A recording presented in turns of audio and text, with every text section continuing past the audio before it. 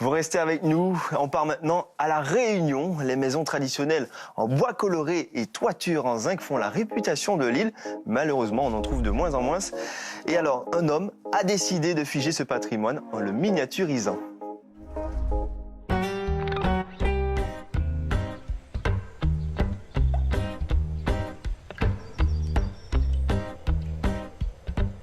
Il prend bien la photo parce que on trouve qu'elle est magnifique, la maison. Sous ses airs de touriste, enchaînant les photographies, Fred est en réalité un artiste. Là, on a une belle maison. Quand il flâne dans les rues de l'Entre-deux, cet admirateur de l'architecture traditionnelle réunionnaise est en quête d'inspiration.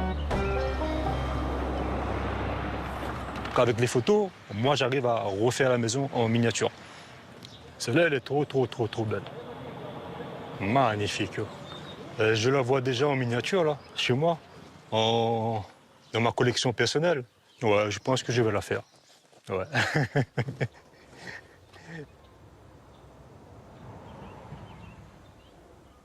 C'est ça qui fait le charme de ce petit village, c'est qu'à chaque gros coin, on va trouver des petites maisons créoles de tout type, hein, que ce soit en bardeau, des toits en zinc, des toits en tôle, et avec surtout le petit jardin créole qu'il y a autour. On est émerveillés. Donc je trouve l'inspiration par rapport à ces maisons créoles-là. Depuis 20 ans, Fred conçoit des maisons créoles en miniature dans son atelier.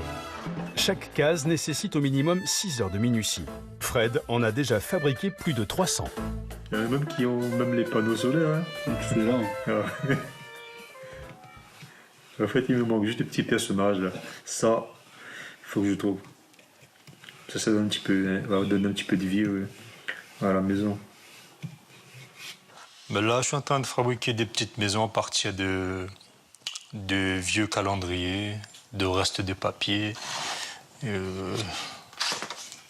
paquets de gâteaux que les gens jettent. Moi, je récupère. Je leur donne une autre vie, on va dire. Donc, en réalisant mes petites maquettes de maisons créoles. Quand je pose les 2 cocotiers, c'est que c'est fini. Il reste juste à poser ma signature derrière et puis l'omelette, c'est tout. Chaque maison que je crée, elle est unique. Donc, il n'y aura pas une qui va ressembler à l'autre.